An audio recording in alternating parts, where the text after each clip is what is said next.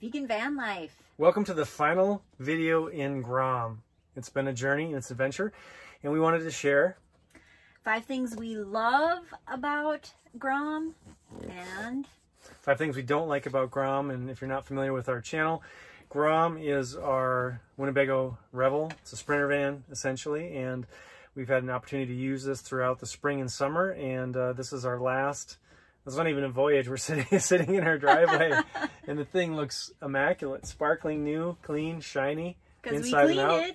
Inside and out, and only thing that's going on is there's a huge fire and tons of smoke. But anyways, so why don't you share some of the things you like about Grom? Oh my gosh. So first of all, one of the best things that I loved about it was it looks cool. I mean, it's super cool. When you seeing this in my driveway, driving it around, I just felt like a complete badass. Badass, yes. I felt like a badass. Woo! And felt like a boondocker. I loved it. I absolutely loved how it looked. Apparently there's only 12 of these in our city, which I think there's more than that, but there happens to be 3 of them on our little tiny cul-de-sac. So kind of strange, but yeah. Anyways. What'd you love about it? That's 1. What's 2? I think it's comfy. I mean, it's easy to drive. The seats are great. It's a Mercedes product. So, I mean, if you've never driven a Mercedes, it drives just like a car or SUV. At least we had a little coupe, but obviously it doesn't accelerate like that, but it's super easy to handle, easy to navigate. We drove through some huge cities and there was no problem, you know, in the mountains, windy roads, Salt Lake City, no problem. Yeah, awesome. And I think it was great. Number 3, I think it's super good for like boondocking. Like if you need to go off grid, as long as everything's charged and ready to go, you can. And so it really affords you lots of options as far as where you're going to camp, where you're going to sleep, what you're going to do. And so I thought that the flexibility of that was really nice. Yeah, the last trip we took, there was only one night where we actually could plug in, and the rest of it was all off grid. So it was awesome. Yeah. What else do you like? Well, I want to say something bad. We were on good. I know. Okay, good. It has a strong shell. I mean, we've had some crazy hailstorms. First day we brought this home, we just got like, pounded. I mean, the trees were coming down. It was just ridiculous, but there's not a mark on this. Solar panels are completely fine. The exterior's fine. The, I don't know if they're polycarbonate or what they're made out of, but the windows on the chassis itself, where we sleep, totally fine. Can't even tell how many storms this thing's been through. So that's a good. Yeah. All right, so number 5 for things we like, 4-wheel drive. That was one of our first voyages. We actually put into a campsite on a incline or a decline, whatever you want to say. That was not ours. We made a mistake and we were like, oh, we got to back out. And we got stuck. And had we not had 4-wheel drive, we would have been stuck. The maiden voyage would have been a disaster. And it was sand, so not only were we fully loaded with gear, water, everything, it was downhill and sand. So it popped into 4-wheel drive, backed out, dug a big hole, and the people next door were laughing, but kids went back with a shovel and filled up the hole for the next people, so not a problem. So that's 5 things we love. All right, so what's bad about the Sprinter Revel? Oh, so Winnebago Revel, whatever. Yeah, the first one I have to mention is they build it to us as being able to sleep 3 because there's a bench that can convert to a bed. We have a teenage daughter. She's 15 years old, and we thought that would be perfect for her. Well, yeah, if you are a tiny child, that might be perfect, but she hated it, absolutely hated it. It was uncomfortable, it would fall, and she got poor quality sleep, which meant that she did not want to really go with us, which was sad.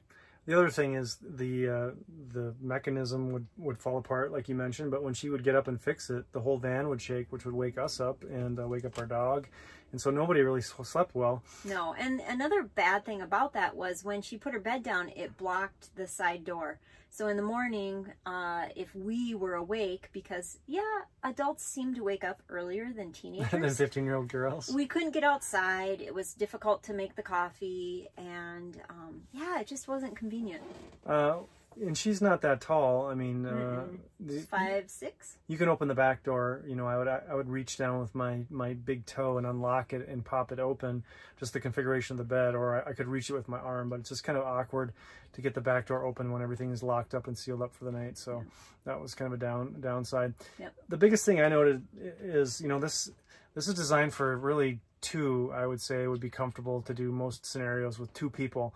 I took some teenage kids up to Mount Hood to ski for a week, and cooking for teenage kids in this thing, it's got an induction stove and a solar system, and we were boondocking. There was no plug-in where we were at, and you know, I had this idea that I'm gonna make some grilled cheese, some garlic toast, cook up some pasta and a few things.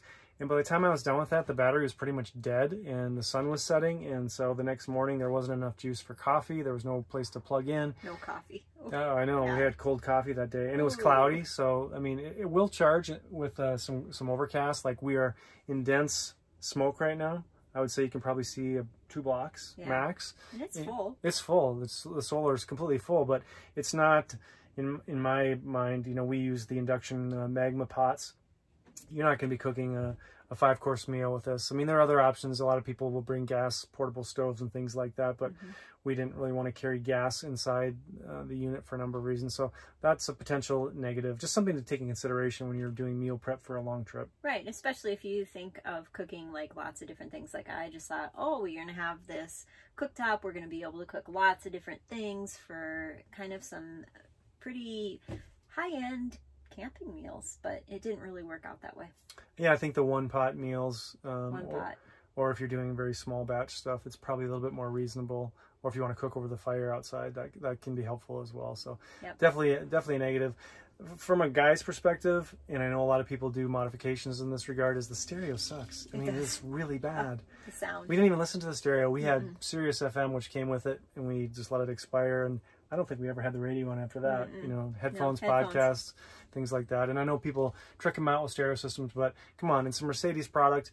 You know, I know it's designed as a delivery van, but the sound quality totally sucks. Yeah, totally. So, I'm short. I'm like 5'3", and the bed. What? Did you just argue how tall I am? I am 5'3", and the bed in the back, you literally have to jump into. Whose feet aren't touching the ground. Yeah. You literally have to jump into. And that was, I didn't really enjoy that. At first, I didn't think I'd mind, but over time, it did get to be kind of irritating. There were times that getting out, if my foot got tangled in my sleeping bag, I thought I might injure myself. And so, yeah, that just got old. I would have really appreciated just being able to sit on the bed like a normal bed. Like, you know, if you have a cup of coffee and you just want to sit on the bed, but if you've got a cup of coffee and you have to jump up into a bed, it's a little tricky and didn't really work for me. So that was a complaint that sort of wore on me over time. Yeah, the first couple times we took it out, we parked on some sites that, for whatever reason, their pad was not flat. I mean, it was pretty much a decline because we parked, you know, based on the orientation of the door and the awning. And, you know, I'm 6 feet tall, and climbing over you to hop out of the bed, you know, it's precarious. So particularly if you're tired or you're up late at night and imbibing in some spirits, can all impact your balance or the length of your legs. So it's just something to take in consideration. The windows are bumped out in the back, which is great, but there is a shade on one side, which I was always kind of worried that I was going to crush with my arms kind of flailing around. And so I think the orientation of the bed may pose some issues to people. I mean, I was in here for a week by myself when I took the boys skiing, and I would sleep diagonal, and it was a little bit better, but it still wasn't ideal. So I think the next go around we'll probably find something with a different orientation where you're sleeping with your feet towards the cab, essentially. Right, instead of side to side. Right. Yeah. And then next would be the windows. The windows are awesome. Like, they're humongous. Like these the driving window, the passenger window, and the front window, they're huge. When you're driving, especially if you're driving through the mountains or scenic places, you can see it's gorgeous. However, with that comes the sun. And when the sun comes in, it is hot. So that was one of the first things that we did, was have the windows tinted, and that made a big difference, but it gets warm. Yeah, it's a really inexpensive add-on. I mean, it's something that I think should be an option coming from the factory. We put in ceramic tinting for the 2 windows. it was like $280 or something like that. Well worth it, you know, traveling at altitude. We live in a very sunny part of the West Coast on the east side of the mountain range, and it's sunny almost every day when we travel. So definitely an essential, I would say, for sure. The other thing is a plus and a minus for me. It's the diesel, and I knew it was a diesel going into it, but you know, we had some crazy hills and you know, passed some vehicles and had a few harrowing experiences where there was no go. There was no go. We're struggling to maintain 55 going up an incline, and just probably should get in the mindset that I should just be in the right lane behind the semis and just, you know, accept the slow speed. But sometimes we forget, you know, after you're used to driving a variety of other smaller vehicles, you forget how heavy these things are, particularly when they're loaded with food, gear, kids, and water, particularly 21 gallons of water in this bad boy. And that weighs you down and slows you down. So, yep. Yeah, and then the AC. Oh yeah, the AC. So the new 2021, you can run the AC for, I think, like a couple hours, don't quote me on that, off of the lithium batteries. And we don't have lithium batteries. They told us we did, and ended up frying the batteries, which was one of the first warranty issues we had within for 2 weeks of having this, right, essentially. But it wouldn't have mattered because the AC will not run in the older Revels. So the 2021, you can do that, but the price tag on that is quite a bit steeper. So something to consider if you live somewhere where it's hot all the time and you're going to boondock and you can't plug in. You know, fortunately, there's the Max Air fan, which works really well. It works awesome. You can open the side windows, set it to 78 degrees, and it'll turn on and off on its own, open and close with rain, etc. And it just is a simple way to keep it a little cooler in here and comfortable without necessarily needing the air. But when you're back though, in the back, it seems like the fan doesn't get to the back. So when you're sleeping, if it's hot, the air is sort of essential. And we just had a little USB fan that we would plug in with some spider legs that would grasp the sidewall, and that would help a little bit. At night I used it when I took the boys skiing. But yeah, you're absolutely right. If you're somewhere where it's hot, the last trip out we had 2 nights, I think, where we had the AC running, or maybe 3 nights, because it was pushing 100 degrees and it did not cool off much at night. And it was nice to turn it on and off. It's noisy, I mean, no doubt about it. It's really noisy. You don't often sleep with a jet engine above your head, but that's kind of what it was. Yeah. So, yeah. So all in all, there are things we loved, there are things we didn't love, and we have decided to... Secret. It's a secret. The new owners are picking up Grom tomorrow. She is shined up, polished up, cleaned up from head to toe, ready to roll. 4,250 some miles on it. That's it. Half of those were put on coming from the Winnebago factory out to the West Coast, not by us. But overall, I'd say I definitely love this vehicle. Might consider doing this vehicle again when it's just the two of us. When it's just the two of us. And no teenage kids. And yep. And we have just a little monster right here that likes to have her own seat. So hope you found that helpful. As always, like, comment, and subscribe. And we'll be sharing the next iteration probably Christmas time or so, something like that. Yeah. All right. Cheers, everyone. Cheers.